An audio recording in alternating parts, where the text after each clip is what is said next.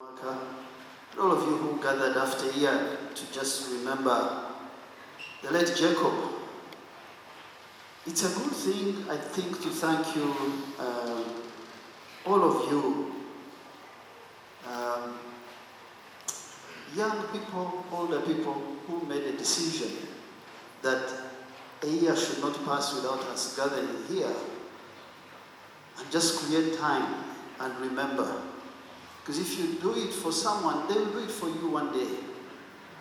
And I'm very touched by this gesture, and I wanted to thank you and to thank Bishop Hannington for allowing us this time to remember Jacob. So very quickly, I think it was October 1990, we had just arrived at university. I'll take 2 minutes. And we're all young people, and we were speaking movement. And Jacob belonged, together with my brother, Chairman Mao, belonged to some alternative thinking. And they led a strike.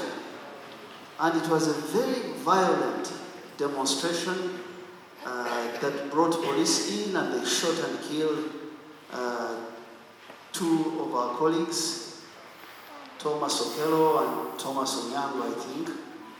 And one group of us was saying this is unacceptable, and the other group was saying it's not us who have caused this death, it's people who belong to or associate with the views of the current government. So the demonstration went on, and that night we went back, those of us who thought this shouldn't happen, to the Freedom Square to stop the ones who were saying this should happen.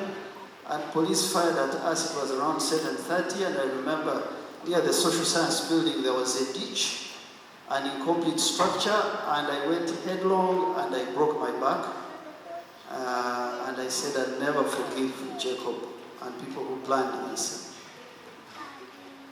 But Jacob and Dorothy became my friends, largely for 2 reasons. First, the depth of intellect and meeting at an idea level.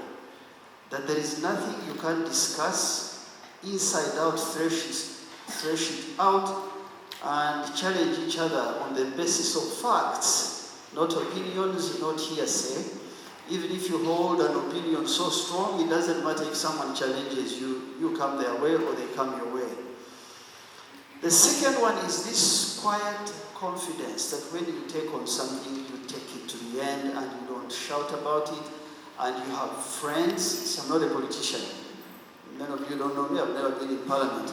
But every decision, quietly, apart from the disease and death, Jacob had an interaction with me.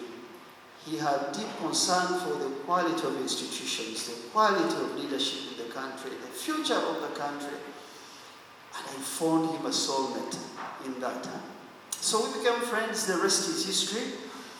And he's not here, so he leaves us with 2 things that I want to speak about, and I sit. So in times we face today as a country, when we remember Jacob, he reminds us that leaders do 3 things. And if we carry those things, each one of us, wherever God has placed us, at the farm, F-I-R-M, farm, a cattle or crop farm like mine, or in a government position or parliament, these 3 things, I think, represent the legacy of Jacob. First, that you equip people. Equip them mentally, equip them with your heart. Speak to them from the front, stab them from the front, not from the back. Speak harsh words, especially if they're your real true friends. That word equip, if you look up in the dictionary, it will bring up words like gear. That's how you have your word equipment. That leaders really are not to carry electricity poles and roads. What you had my brother asking for accountability. It's going to be hard for a leader to do that. You can point out what people should do and what government should do and what institutions should do, and commit yourselves to getting people to question things and question them the right way.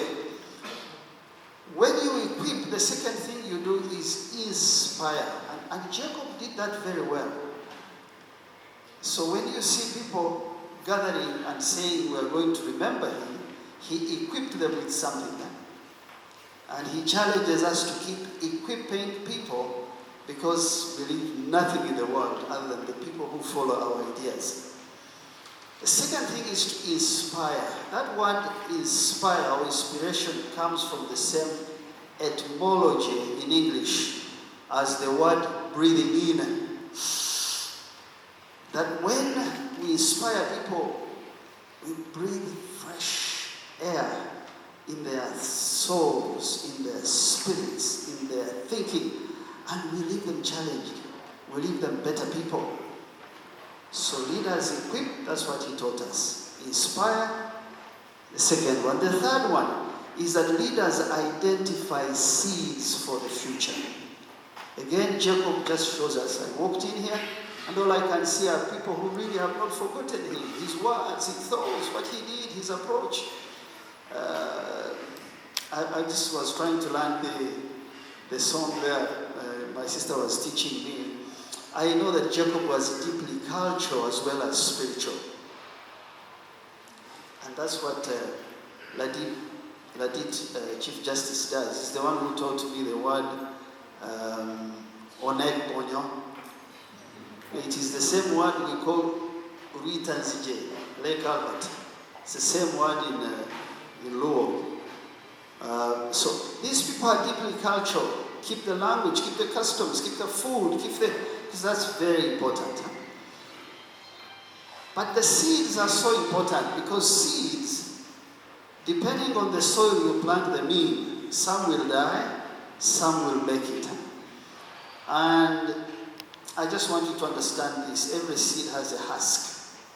So we are husks, burying seeds inside ourselves.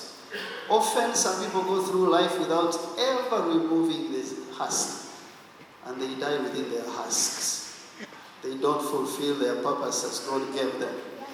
Jacob taught us that you got to remove the husk. And the husk can be culture, which stops us to do the right things. Husk can be politics. Husk can be age. Husk can be money. Anything that you say, I don't have, yet inside you, there is a seed that should sprout, and seeds generate more seeds. So those three things for me is how I remember my brother, and I hope we keep those lessons. So as I take my seat, the Greeks, yesterday I was speaking at a funeral and I said this, the Greeks ancient Greeks didn't count time the way we count it. So they had two types of time. They would say chronos time, which, as you have your word chronology, that it is 11 o'clock or 5 o'clock. So a day passes, a day goes. But they had another higher value they count time. They call it kairos. Kairos time means season. That you must understand the season you are in, wherever you've been placed. If you are a child left by both parents, there's a season to know why that happened and what it portends for you. If you're a member of parliament, there is a season, and once that season passes, there's failure of leadership. If you're head of an institution, there's always a season. So me, I don't count time in days and months, I count seasons. So I say, this season, God, what are you saying to me? So the season we are in as a country requires those three things that I mentioned about Jacob. So I want to thank God that I met a brother and a friend, and thank you for giving me these couple of minutes to speak.